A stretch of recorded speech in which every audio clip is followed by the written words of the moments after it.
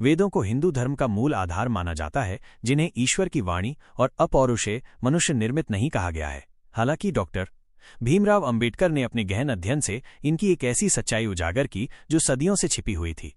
बाबा साहब विश्व के गिने चुने सबसे पढ़े लिखे विद्वानों में से एक थे, जिन्होंने न केवल भारत बल्कि विश्व के धार्मिक, दार्शनिक और सामाजिक ग्रंथों का तुलनात्मक अध्ययन किया।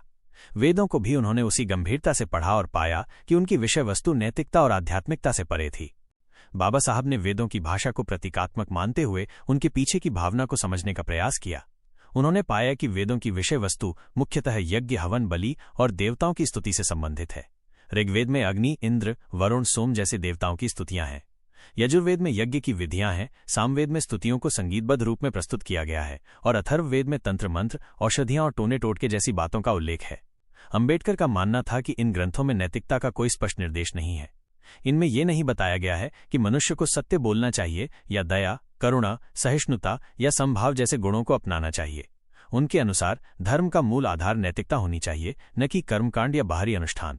उन्होंने निष्कर्ष निकाला कि वेद नैतिक और आध्यात्मिक मार्गदर्शन नहीं देते, बल्कि सामाजिक विभाजन और ब्राह्मणवादी वर्चस्व को स्थापित करने का उपकरण बन चुके हैं। जब बाबा साहब वेदों में वर्ण व्यवस्था की उत्पत्ति की बात करते हैं तो वे विशेष रूप से ऋग्वेद के पुरुष सूक्त का उल्लेख करते हैं। इस सूक्त में कहा गया है कि ब्राह्मण ब्रह्मा के मुख से, क्षत्रिय भुजा से, वैश्य जंघा से और शूद्र चरणों से उत्पन्न हुए। अंबेडकर ने इस कथन को स्पष्ट रूप से ऊंच नीच को ईश्वरीय व्यवस्था घोषित करने वाला बताया। उन्होंने इस पर तीखा प्रतिवाद करते हुए कहा कि ये कोई आध्यात्मिक सिद्धांत नहीं, बल्कि सामाजिक शोषण को वैध ठहराने की साजिश है। उनके अनुसार यदि कोई ग्रंथ ये कहता है कि कुछ लोग जन्म से ही श्रेष्ठ हैं और कुछ लोग केवल सेवा करने के लिए पैदा हुए हैं, तो वो ग्रंथ धार्मिक कैसे हो सकता है। बाबा साहब ने वेदों में आध्यात्मिक तत्वों की भी खोज की, लेकिन वहां भी उन्हें निराशा हाथ लगी। उनके लिए अध्यात्म का अर्थ था आत्मचिंतन, आत्मबोध और मनुष्य की अंतः प्रेरणा की खोज। उन्होंने पाया कि वेदों में आत्मा की बात कहीं कहीं परोक्ष रूप से केवल उपनिषदों में आती है, न कि मूल वेदों में। मूल वेदों का अधिकांश भाग देवताओं को प्रसन्न करने, यज्ञ करने और फल प्राप्ति हेतु मंत्रों के उच्चारण पर केंद्रित है। बाबा साहब ने स्पष्ट कहा कि वेद अध्यात्म का स्रोत नहीं है, बल्कि वे एक धार्मिक तकनीक है जो पुरोहित वर्ग को सत्ता और विशेषाधिकार देने के लिए रची गई। वेदों में नैतिकता का अभाव, आध्यात्मिक गहराई की कमी और कर्मकांडों की प्रधानता ने बाबा साहब को इस निष्कर्ष पर पहुंचाया कि हिंदू धर्म की नींव ही खोखली है। उनका मानना था कि धर्म का उद्देश्य मनुष्य को नैतिक बनाना होना चाहिए, न कि जातियों में बांटना या ब्राह्मणों की श्रेष्ठता स्थापित करना। वेदों की शिक्षाएं इस उद्देश्य के विपरीत थीं। उन्होंने ये भी लिखा कि यदि हम धर्म को केवल कर्मकांड मानते हैं तो उसमें नैतिकता की कोई आवश्यकता नहीं रहती। लेकिन ऐसा धर्म समाज के लिए घातक है, क्योंकि वो केवल कुछ विशेष वर्गों को लाभ पहुंचाता है और बाकी समाज को दबाता है। बाबा साहब ने एक महत्वपूर्ण तर्क ये भी दिया कि वेदों को अपौरुषेय कहकर उन्हें आलोचना से परे मान लेना मानव विवेक के खिलाफ है। उनका मानना था कि यदि कोई ग्रंथ सवालों से परे है तो उसमें सुधार की कोई संभावना नहीं रहती और सुधार के अभाव में वो समाज के विकास में बाधा बन जाता है। इसलिए उन्होंने कहा कि वेदों को मानव निर्मित माना जाना चाहिए और अन्य ग्रंथों की तरह उनकी भी आलोचना होनी चाहिए। अंबेडकर ने अपने अनुयायियों से आग्रह किया कि वे धार्मिक ग्रंथों को अंधभक्ति की दृष्टि से न देखें, बल्कि विवेक और तर्क के आधार पर उनका मूल्यांकन करें। उन्होंने प्रश्न उठाए, क्या यह ग्रंथ समानता की बात करता है? क्या ये सभी मनुष्यों को समान मानता है? क्या ये स्त्रियों को समान अधिकार देता है? क्या ये दलितों को मनुष्य मानता है? यदि उत्तर नहीं है तो फिर ऐसा ग्रंथ चाहे कितना भी प्राचीन क्यों न हो, उसे धार्मिक मानने का कोई औचित्य नहीं है।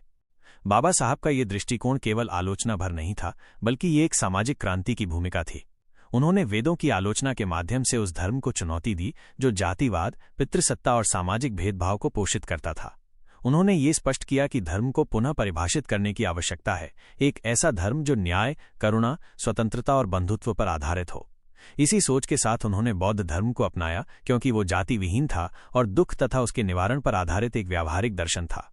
बाबा साहब का ये कथन कि हिंदू धर्म की सबसे बड़ी समस्या ये है कि इसमें सुधार की कोई गुंजाइश नहीं, वेदों को शाश्वत और दिव्य मानने की परंपरा को देखते हुए दिया गया था, जो सुधार के हर रास्ते को बंद कर देती है। यही कारण है कि उन्होंने इस पूरे धार्मिक ढांचे को अस्वीकार कर दिया। बाबा साहब के विचार हमें ये सिखाते हैं कि किसी भी धर्म की परीक्षा केवल उसके ग्रंथों की प्राचीनता या भाषा की सुंदरता से नहीं की जानी चाहिए, बल्कि ये देखा जाना चाहिए कि वो धर्म समाज में किस प्रकार के मूल्यों को स्थापित करता है। क्या वो धर्म लोगों को जोड़ता है या तोड़ता है? क्या वो न्याय करता है या भेदभाव? क्या वो समानता सिखाता है या ऊंच नीच? वेदों की विषय वस्तु पर बाबा साहब की यह आलोचना कोई व्यक्तिगत असंतोष नहीं थी, बल्कि ये एक गहरे अध्ययन और सामाजिक चेतना से उत्पन्न निष्कर्ष था, जिसे उन्होंने ऐतिहासिक तथ्यों, ग्रंथों के उद्धरणों और तुलनात्मक अध्ययनों से पुष्ट किया। उनका मत आज भी प्रासंगिक है। आज जब हम बाबा साहब की बातों को दोबारा पढ़ते हैं तो ये स्पष्ट होता है कि वेदों को ईश्वर की वाणी मानने के बजाय एक ऐतिहासिक दस्तावेज के रूप में देखना ज्यादा उचित है। इन ग्रंथों को समझना जरूरी है, लेकिन उन्हें पूजा की वस्तु बनाकर विवेक को बंद कर देना समाज के लिए खतरा है। बाबा साहब का ये साहस कि उन्होंने उस परंपरा को चुनौती दी जो हजारों सालों से चली आ रही थी, हमें ये प्रेरणा देता है कि हम भी विवेक, तर्क और मानवता को धर्म से ऊपर रखें। डॉक्टर अंबेडकर ने अपने जीवन से ये सिद्ध किया कि एक सच्चा धर्म वो है जो मनुष्य को गरिमा देता है, उसे समानता देता है, उसे सोचने और प्रश्न करने की स्वतंत्रता देता है। वेदों में ये सब नहीं है। इसीलिए उन्होंने कहा, हिंदू धर्म की पहेलियां बहुत हैं, लेकिन उनका उत्तर खोजने का एक ही रास्ता है, विवेक, न्याय और मानवता की रोशनी में उन्हें देखना।